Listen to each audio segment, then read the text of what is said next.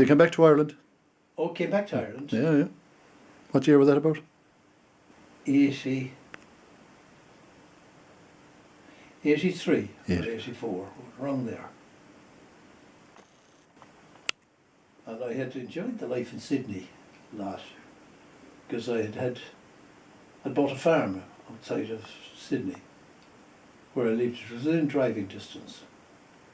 And it wasn't a big farm, 165 acres, but I had a guy and who sort of ran it a little bit for me, part-time.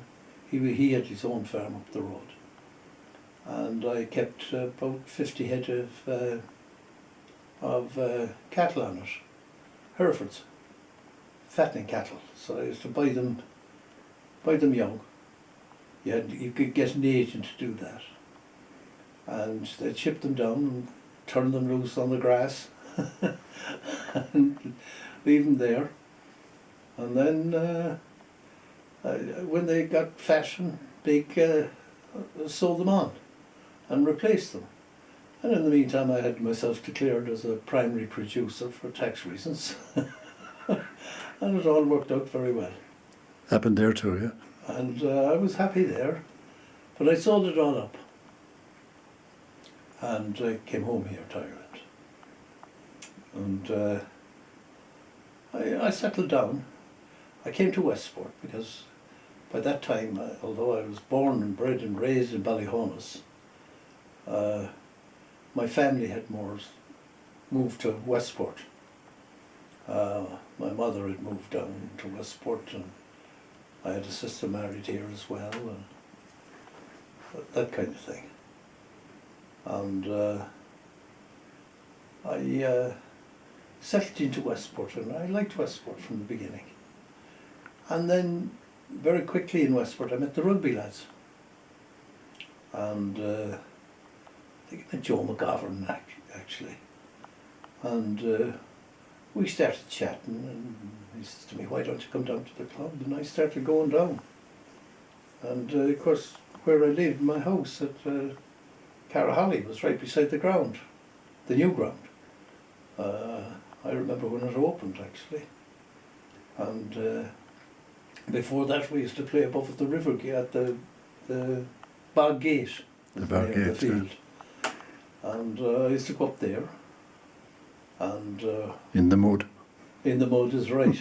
And I was covered in bloody mud by the time I'd be finished, because we were running up and down that sideline. And, oh, stop. You certainly didn't wear your good shoes. But I enjoyed it. I enjoyed the rugby club a great deal, and I enjoyed all the lads. Well, you got involved in it, didn't you? Weren't you coaching for a while? I became involved, yes. I started with them on fitness, because of my American football background. I introduced segments of my American football training into it, and at night, and I can tell you I wasn't that popular down in Caraholly after that. But we got going on pretty well at it. And then I became involved with the seconds. And then I became involved with the first team. And one thing led to another.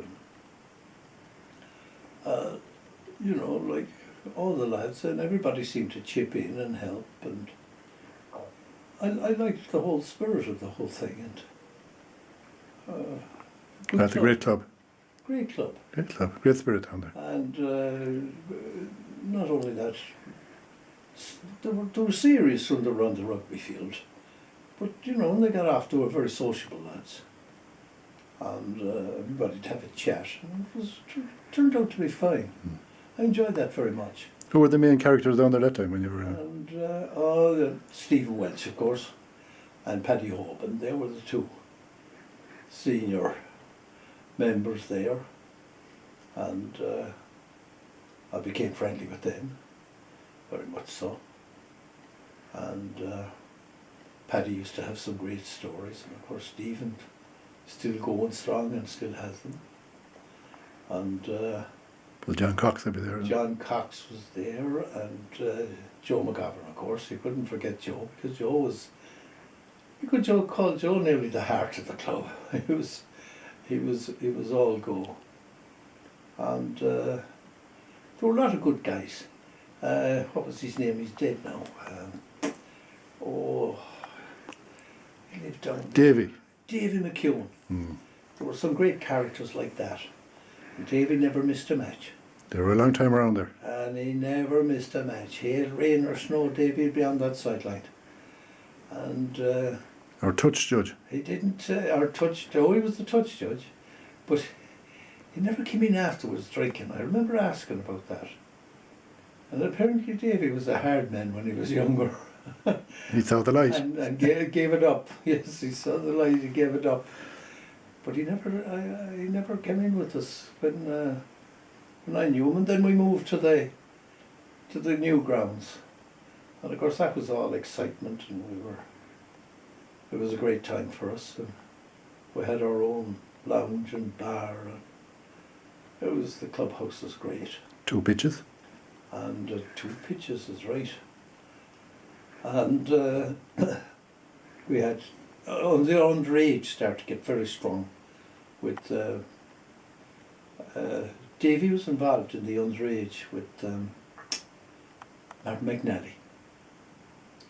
And there were a few others, I can't recall their names now, were involved. And we had a very strong underage system. And they played every weekend, and they were quite serious and very disciplined, and the whole situation was well controlled. Martin McNally did a terrific job there for a whole generation of players coming through. And we had a lot of long-term players that were there, Simon Fabi and other lads. Corcoran. The Corcorans, oh yes, they were all there for ages. Did you ever do the Castle Court door? Did I do the Castle Court door?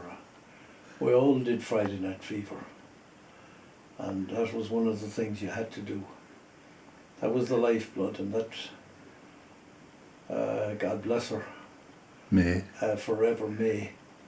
She helped us build that rugby club down there, and I tell you, in no small way at all. We did very well on that Friday Night Fever. Now, Pat, what do you think of Westport? Oh, I settled in Westport from day one. Of course, I had been here a few times on my holidays, but I loved it as a town. It's a friendly town, which was important to me. I haven't been all over the place. And a friendly family town, and the rugby club became the centre of my social life here. And the rugby club seemed to be popular in town. And well, it was great to get involved. Like kind of, when you come in, I was very meet the boys. lucky to get involved. And I was very lucky with the guys I met. I met a great bunch of guys. And you gave back a bit of life experience. Yeah. I got elected. Eventually, I was elected president, and thoroughly enjoyed that. Not an easy job, I might say. Can imagine that. Yeah.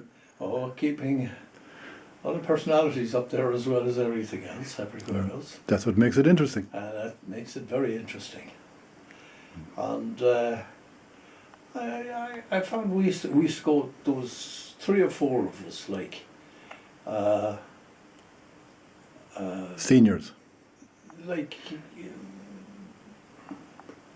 Joe McGovern, Michael Cunningham was very involved in the time, and he made a big contribution to that club. He was secretary for a long, long time, and had his finger in everything, underage, everything. He helped everywhere. Refereeing. And he did that too. And Connaught Branch. then, that's right, and later Connaught Branch, and now he's with the union, the National Union. But Michael and then John McLaughlin, there was the 3 of us, there was 4, I can't remember who the other one was. Stephen, I suppose, no? No, Stephen used to travel with us, but we started travelling to games together. Ah, yeah. and we did Scotland, we did England, you know, we did quite a few of the trips together. And then we got 10-year seats.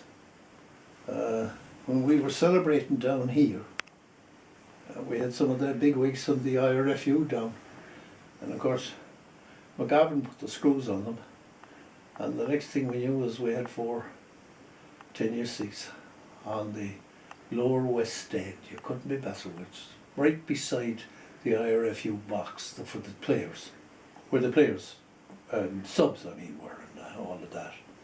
So it was right on the 50. We'd see seats there.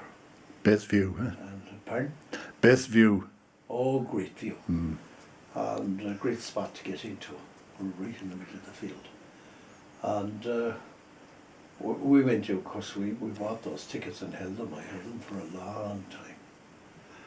And So you certainly have had a long and interesting life. oh, I had a great time. I had a marvellous time. A man of the world. Ah, well, I wouldn't say that, but a bit of the world anyway. And I enjoyed myself in the States a great deal. It's a great country. Yes, and I was there at an age, the age I was there at, I had a good time. And I enjoyed New York. And I know a lot of people knock New York and that, but I'd never knock New York. I thought I enjoyed every minute I was in New York. Well, enjoy yourself in Westport. Well, Westport now is a very special town. And it was only last week we took a drive down here through Kilmena, through the hills. And I don't think people know what we have here.